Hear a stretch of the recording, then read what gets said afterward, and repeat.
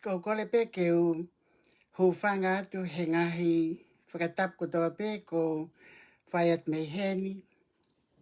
Pea ko whakaapa-apa ki he talamalu e whanua. Pea mua ho tau ho eiki, pea pehe ki he kau taula eiki lotu ma ki tau tolu. Ka e talangata ia te au o whai ki tu atu ka o whaiha ki laivi. Koe ko laivi atu pe i he ahoni, i he whaitaimi ko eni. Ko whawaiwawe pe ko hia ko tokanga ki he polokalama a i kantali ai.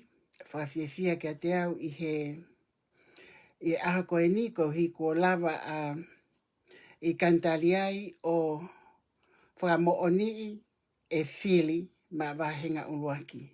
Pea ko whiawhia lahi au pito ai, pea nane toho e whika uluaki, pea ko atalewa ki toa, ai to maupe ai tangata ko ni i he whika ko number 1, ko whika uluaki.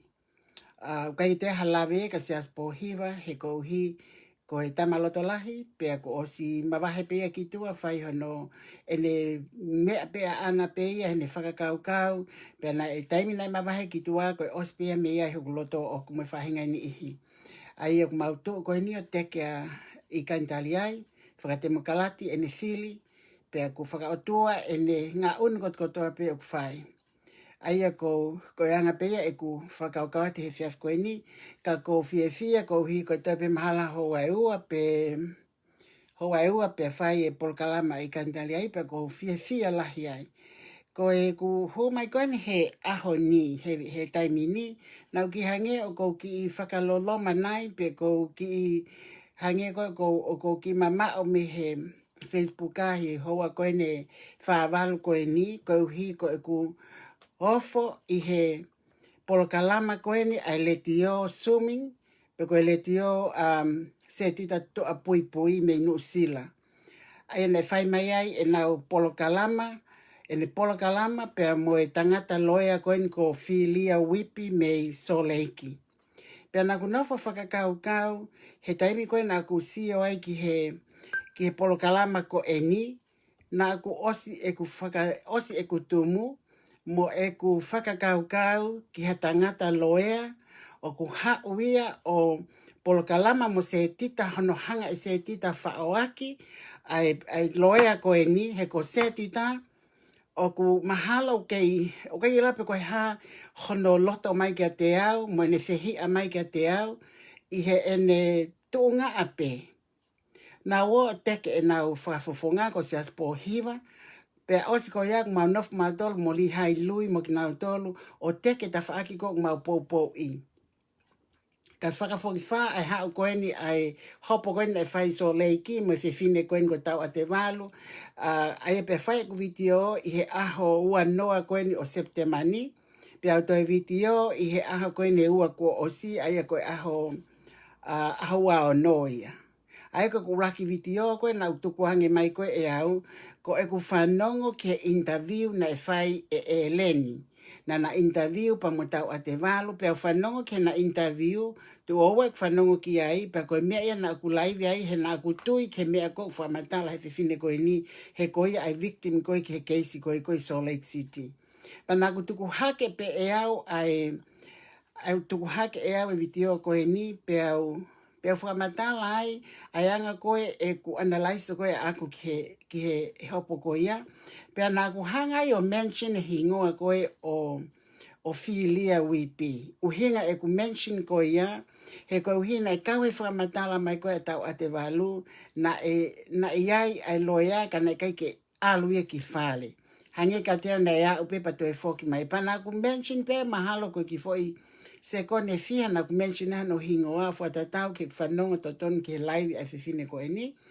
Pea ke ku hangako o tu wange mai na kai ke whakakaukau au ia o ku whai hafu tokanga ki ai hataha he koe uhihe na o si hau ia i he ope na o si lele i tonga he tonga nau o si lele he letio koe a Katalina tohi o si lele ia o si lele mai ia me nu sila me ngahi ongo kehe i he mitia Maha koe ne whakamui na ko ala ke koe koe tala noa koe ki ai. Ko ilo he tako taha ko toa ne mafola pa whahinga ni na kai ke nau tui ki ai, whahinga ni na nau vei ua. Ka ko hika ku whanonga tonu koe ke interview e leni a tau a te walu whanonga lele ke interview. Pea o se whanonga interview pa te whai ai me nau analyse o nau tolu ai. Pea whakakau ki honga hiki mai kana kai ki honga hiki mai. Kau hau bea u whaiwitio mane ha whihoa pena ki lolohangi ai o tala noa ki ai. Pagora tonga koe ku e tala noa kai kai ki whakakau e au ka fume alahi e ku tala noa koe ia. Ka koe ku hanga koe o mention a hingoa ko o filia. Na kai ki pehe ke o nofata o lau ki ai pe te tuku hifo pe te ka koe ku mention a hingoa ko o filia na alu ke hopo. Pa ko whatatau pe ke whanonga koe ke interview ko ni na e whai. Pea osi koe ia pea kone hao koe a filia koe ki ai, kone hinga na e tā mahala se tita ki ai, whitu taki ki ai, o tala lewa e se tita ia o mea kehe. Pe ene whaka eke koe mo filia na whanongo koe ki ai, koe ka se tita, ko se tita he koe usio ki ai, koe ngata huhu kona se tita. Na ne hanga o interview e siaosi, pia na ne loto e ke tuku hifo a Sony. Ko eni o ku fo i manga mai lewa ia ke ala mai ke a te au, pia ne whaka kovi i lewa mo ene kau fine koe honau, aina koe i he international. Aki nau tō kotoa, o koe honga ila po koe hae nau palpalema mai koe ke a te au. O koe ke ila po koe hae nau palpalema ke a te au, kai ke ngata koe aina ilo lele e se tita. Na e taimi na ange ni ki na ta ni ki se ni ti no sila ko taimi na o he ko hina ilo ko ke ha ni nga ue e une ilo ko na ni kai mo i mo ma to la tu ki ai ko me ia ko o se ko tu ki ai he na ma fa atala no pe mo se ti ta ki mo atu he mau international lo ne ape ta mai ka te pa ta tu kai pa matala no o pana kai pe ke no fo ke le ha me aki ai ke se ti ka o vale he ne fo me ko ni na fai ke so ni ku ne to ha weni o to fai mai me ko ni ki te au pe ko ia se ti ta ko le hanga to nat ka te koe o ku kai ke wa ta ta mo ko ke mala e koe o ke nga au e he mala e koe fai ongo ko au ia ko fai ngongo pe me a pingo mo he pe pa hi pa o ha ko kai pa alo le ka fe tu al matata ho si o ke ai pa ha o kai ke hame mo o ke ha ta mai o kai ke hame ai ke popula ki ai talo pe e ku mari ako o ko no fota o ta ina pe he ku kai e ku mohe o alo fai ki nga o e pa ko ospe ku ta mi nga o he ta ni manoa ko retire ko ku ta wa no en ko kai ki honga i loi po koe hāhono o hinga o ke whakalanga e mea koe ni i ho kulupu leti o swimming koe me nusila. O awai e ngutu koe no Ana Fotu, ko Vera Lee, ko Michelle, o nau hanga mai lewa ke nau laka mai whakaanga mo tā palasia. Tātau whita ka Ana Fotu. Pea tātau te whita ke Vera Lee. Na ma osi ma wahe mei hena, ko hono hinga ma wahe me international law, ko mo whakapuri holo mo asenita koe nei loto. Tā koe ko mo osi whakaanga ke mo ma wahe na tau ka mata i tāna paanga kai ke loto kai whahinga mautolu i Amerikani. He waka fuloko mea ia ka te au. He na osi hao pea politiki ko i loe mea kou tonu ke whai. Ko i loe koe pou, ko i loe ko pau ke mafola hato ni ma foaki, i he mintia, i he ngai fie mao he taimi kempeini, ke haka whakafofonga, pe ko kantiteti o ku te si o atu, o fie mao hato koni, pe o koe kamea ke toi eke. Hange koe kele a. Me whai pe me ia koe ia e au mhokoa, o ma whai whalongolongo pe e maua. Ka koe taimi koe no tau tō pe heni ai koe heni, i he taimi ni.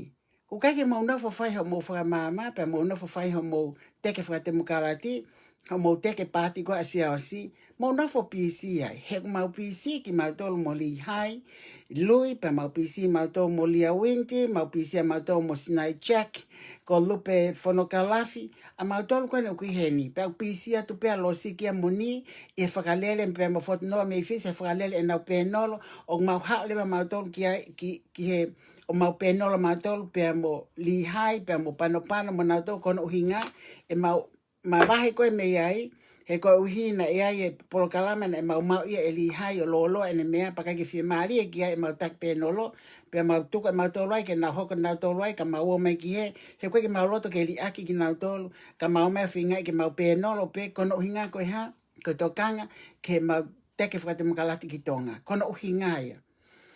Pea I kai ke ngata, I kai ke mo whai ho mo le tio, pea kai ke whai ho mo whai o ngongo, ka mo hanga mai lewa ke tā palasi au.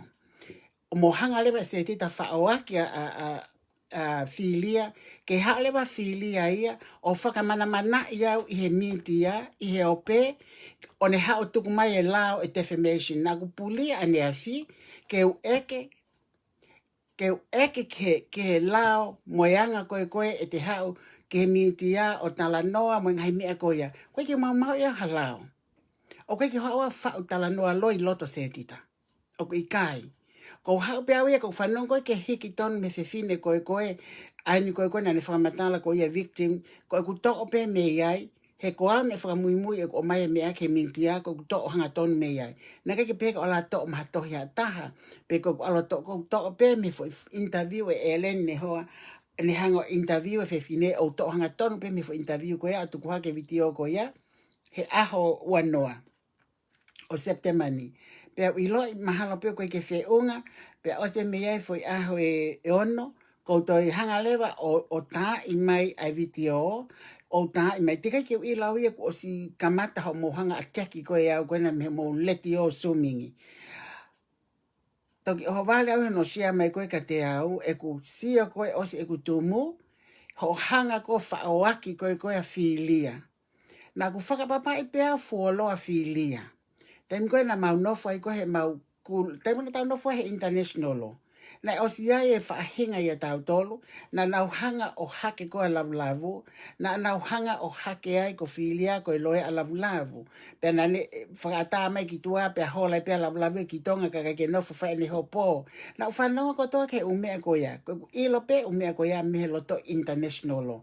Pana te ke ai ke hakulea au ka filia whakanga ia filia pe teu hanga o lea tae whakaapa ke a filia hala whakalele.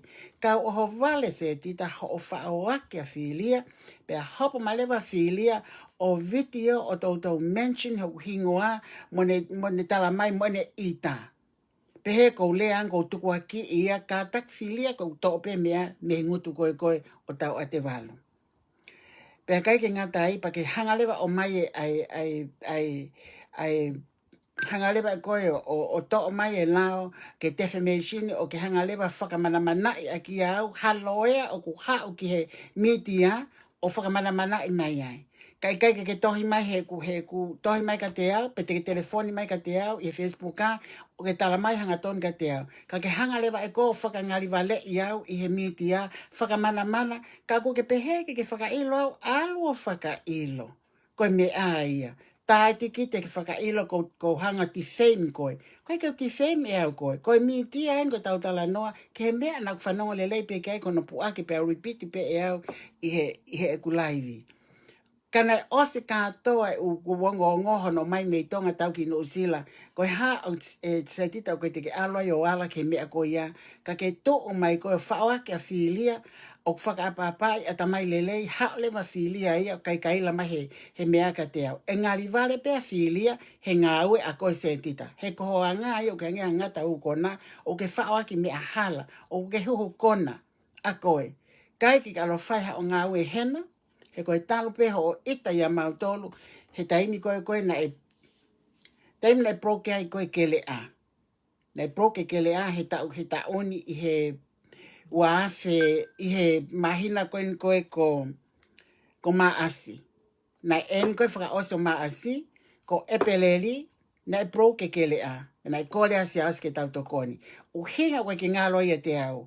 He na e birthday hoku hoai maasi o taoni. Pea ne pehe mai lewa ka te au, o kou na hiwa I se tita mo soni hoku birthday I he, na hiwa I ma e soni I he leti o I kele a. Pa ke alumua o aiha se niti o li ke donate ke kele a. Mea te ke whai fundraising ina, te whai fundraising he wike urake ko e peleli koe ne taoni. Pea naku alo lewa li e tahawhi Amerika, ki he kele a ke foha si aosi, tāka si aosi, pea mo tāka si aosi koe silini ena koe birthday o si o ne, to nei te atu ke leti o. Nei mawai waafi te au tupu o ki he leti o koia. Lo tonga koe ni aratu koia, e na alatu koe ke lea na nau desperate na nau fie mau silini, he na nau no. Pa osi koia se tita, Pena whakakau lewa o li atu ka koe ho se niti nei ma ho whange au tupu New Zealand. Pea li lewa pa moe se niti a soni koe tolunge au tonga, tolunge au tupu tonga. E koe kutoka ia koe me appreciate hoi ngā aue koe aina koe na mo whai me koe me tonga. Mā koe mea koe aku os kaike ki toi aluko ngā aue koe ai. Kaku osi e kutumu he hoko koe na e umea koe ni ku ke ho mai lewa koe ha lewa koe ha haku value o ko hangai o mo hanga mai ai koe ka te au. A motol ko tatau to fito ka ana foto. Na e hawa ana foto mau fitakai he mau tohi te mkwena ike mau mawahe mai ai. Ko tui o kei nofo i ai, kei pita pe i ai. Koe mea koe sa ia he mea koe lau kala, moe lau tau, pea moe lau tau. Koe mea o kai ki tite sa ia he kutapui Amerikani lau kala mo ua he pule anga. Koe lau tau, moe lau sino, feti, moe mea koe au kutapu moe he ngawe anga. He tuku koe he tuku karo ki tua. Pana mau nofo lo koe roto tohi nei. Laka mai ana tohi o lau kumako. Kaya ta mea whalilia he mea koe lau tau. He koe taimpi ko lau tau ha taha konui foko ko mau tolu kono kono ngofulo ku talai ku mau waivai ku mau ngafe ku mau ha. Tau laka mai ana o tau o lea ki a ofa mahe o lau koe lau tau. Nake ku sa iai. Pana ku snap ia ana iai. Pea aule pea ana hangalewa ana o ta ofia. Nau snap ia ana mea koe lau tau. He ko hina talanki ai. O sayang e pe e mau ta o no ngofulo ma fola ko e ni pe mau sino lelei. I ho mo ta o koe a mo tau pe hena koe ki mo kei la vai koe ai ha. Kai ki whaka ose me a koe ia. Koe mea na ku itai pe nau snapi koe ana koe ai o kei pita pe ana o ke ahoni.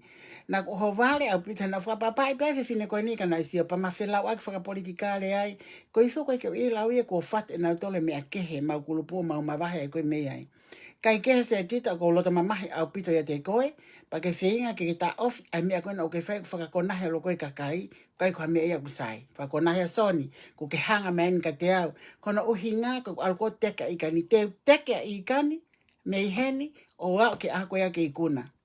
Ko hi he ko loto mamahi au ko sa ia me ko sia osi me te veteki ko no tau he holo ai kau mui pe he holo ai nga ue ko se misika o whakatatale ui tau timi ko hona o hinga ko nga onu ko na sia osi pe ka taki filia ko uhinga ko pehe ko o fale ka sia osi ko hona o hinga na whanongo pe ai ka toa ki mautol koe me Amerikani, mo Australia, ne mau os whanongo tonu pe hono, lea ake mea koe ni he kau nusila i loto, ko koe ai whalei ki a sia osi. Nā ku fie ho whalei ka sia osi. He na os whakakau e au e toi maua ngia i whakapota sia osi, he kuke successful i ho ngā we i Salt Lake. O kai katoa mea ke taha se te lau mai fu historia ho ngā we, he koe mea koe au te kliki peo ilo, ai mea koe a kohai koe. Nau ilo peo e o ngongo mai koe ho aloa o ki he ho ngā ue whakalau mai mea koe na e o ngongo mai e taha na kulau peo ia he media. Kai ke haku mea ta ke unofo ai ke ulea atu ka koe filia, ka ku hinga whatu mai ke ulea hanga tonu atu, na i kai ke tuku hifo e au koe, ke honga tuku hifo koe. Ko ku hinga ulea pehe koe mea pehe na ku ilo ihe patoa mei he lau nguto se tita. Na matala noa he ahe taha, na ne ai mai pe ka te au, ai monu ia a sia osi he ko hui fale i le leia li a filia ki a sia osi. Pena e pehe lewa tō taha me so leiki na ke alifu koe ki ai a sia osi na monofo. Na u fia ko loto o ku ke tokoni ki ai, he ai maaloi whakapolitikale, whakatemokalati me ai, he ko siana lelei koe.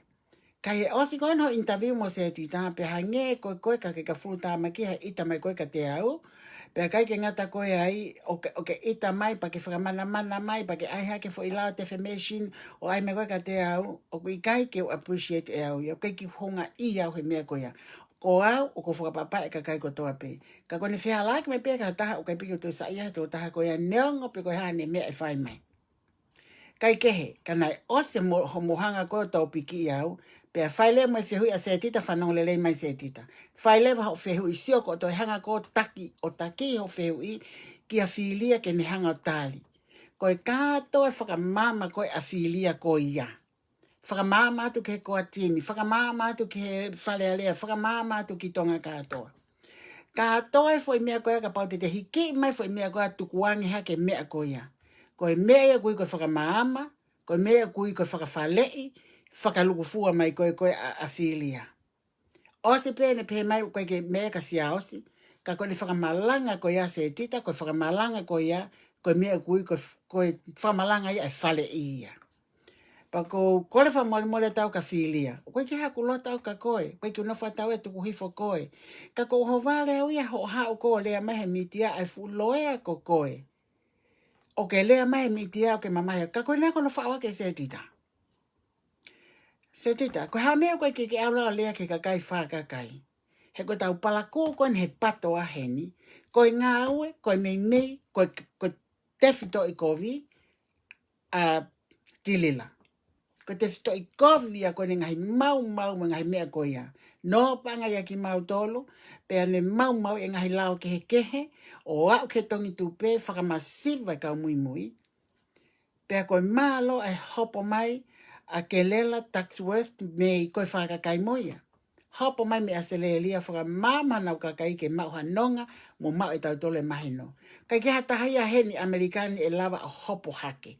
Lahe kau so leiki, na nau kau ke tongi tupe, pau nau kei whakalongolongo ai. Koe hamea koe ki nau whakamama mai e ke whakawhia maali ho nau ngai whitu, pe whakamama me Hawaii, ke nau whamai. Toko taha pe kua hano atamai lelei, pe a poto, pe ai mono lau maali mo ui, na ane whakamama mai me aselelia. A ke lela tax west. Whamama mai ke lai, whamama mai i he polokala maletio, a melipoane, taki hoa e taha. O ne whakawhie maalia ke kakai mui na nau tongi tupe, pea mole na ngai paanga, mole lau iafe, mole lau imano. Koe whaka ofa lahi au pitoia. Koe palopalema i o ki tau tolu patoa koe ni mei moni. Ka mea koe ki moai se tita o lea ki aihe koe kau whakakai. Pau koe ki whakaanga se tita ho nofo ko lea mai. He kou toki i loi, tā koe nisi koe, Wai siana koe na i ngawe popula pe tamate i whakakai. O nofo koe ni utuku hifo lewa a ngahi mea koe ka te au a peni nafe. Ko tok nofo lewa toki pehe mai toko taha kao koe nisi ko peni nafe. He na i tuli tamate he ku tamai a peni nafe ho mau api utahe na e mau whanga pulu me mau whanga osi. Mana teu ka lango kai hae ni hola me toli. Ka koe pā befu mea whana pulu mo fere koe tamai. Koe ne lele osi a koe ki hala pule anga alu, kai ki toi asimai ai, ne whahola koe. Tā koe ko whae tangatai. Ko tau whai kehe he ia, ko maungahi loto whale, na kai keha mea pehe ia. Na kai kina ona to whakakina, na kai kina ona to tāmate, ko tau whai kehe he ia. Koe mea ia koe ngai lai ngai mea koe hoko ta muwe te vete ai, he whapuponga pe kakai whakakai, pe au nuhi pe hawhangi pe sete ua pe tolu pe wha o nau tohe mo o nima totono. Ko ia ko lau pe he pe sete hoku mamahe ku lo tohe whai aha koe ne ua koe ni, o alo kumpe ku hau totono. Koe hai totono whakalau he kwa mana mana i au he loia koe ni i he mitia. Tako wai pe totono, he ku iai pe e ku ngofua ke lea hoku ngutu, mo tala hoku loto o ilo lele freedom of speech, aia kono mo o nia. O tau lea ai mea ka o tau lea ai mea kumo oni mo mea kua poto. Ka kohana ohi ngā kohanga whaawake a filia ki ngali vale ia ni hao o tuku hake ai klipi kona koe mea koe o hangai kakai o klipi mea koe ato tuku wangi hake e ni tōlili mai koe ki a te au. Kaike, ka kofu mole atu, he kofi e fia uia ko lava huai ato kuloto he taimini, ka laka uia o teu ke u alwa uia o sio ke whakataha koe i kani o kutukuangi mai ia i he letio Katalina toi, pe koe mea ko fia i ke uha o whakamala ala te mea koe ia, ke ongo atu kia filia, pe a ongo atu kia setita, pe mo ana foto, pe mo vala, pe mo Michelle. O koe ila puha mo palpale mai ka te au. He kai peke tau tolu mo ki mau tolu, ko no whai Amerikani, ko mohe pāhia, talpe mohe pāhia ni me tau ni manoa, ko tau no en ko futau ni fia taha ono, e ku mohe fia maalia pea ko kai he taimi ko ai, kai he taimi ko kai ai, alu ka feitu whai e ku mea ko ia, ko e mea ia kui ko fia maalia i mamani tatau me fia maalia teu ke te au ki langi.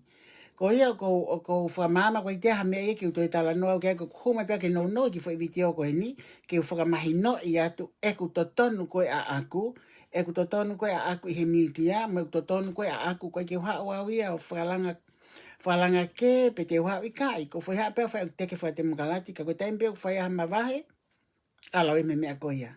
Te alu ke tawhaaki ko utua e totonu, ko mea ko mui pe ko si ofi, nafo pe ya se misika, mo ko atimi lo saline maasi pe peheka pensimani fifita mo se mis whakahau ma tenta po elu. Pa mo whaneni ko se hao ko te uteo ko kantiteitia ko sio atu ke nelele mui pe se misika me ko atu ko fia fia. Pe ko ikane no ko hatu, na kai kena wha ikane whakau ke lele. Ka ko hono hinga ko tuunga ko kia i ko siaosi. Pe whakaukale wa i kani, me hao pia tokoni whakamaama whakatemukalati, ke to o mai o lele. Pe koe ola koe au ni ne toha whikaulaki, koe whakamahino pe ia, kono o mai, koe te toha pe te whikaulaki, ku te ilo, hono o mai, ko os whakamomotea mai te. Pe koe ai, mou kātaki, a mou tolu kona mei tonga, ka pau mou sio lairi, mou ki mou tolu kona o ku tuni mei muli, o ku whai e polo kalama koe ni, mahalo koe fitu, i he o lele mai hele teo Katarina te tau tuni pe mha o pe ngai mea ko ia ke tau lava o sio ki ai. Ki ai ke por kalama ko i kani ko ni fo por kalama in pak fai i apsiasi i kolomotu a fefika pule na tu pe ai mo holo iai mo kata ke o mea tu ki ai famalat sinai ki he humai ko ofat ka ki mo tolu ko to ape ku la me kai ka ai ke no ko ki fai ngofu ana tai fa non ko ki ai ma te fin ke ma live ya pe live ma le tio ka ma nga pe to live pe ke alu ki toa ki ai ko ia ko tu a fa tu malo au pito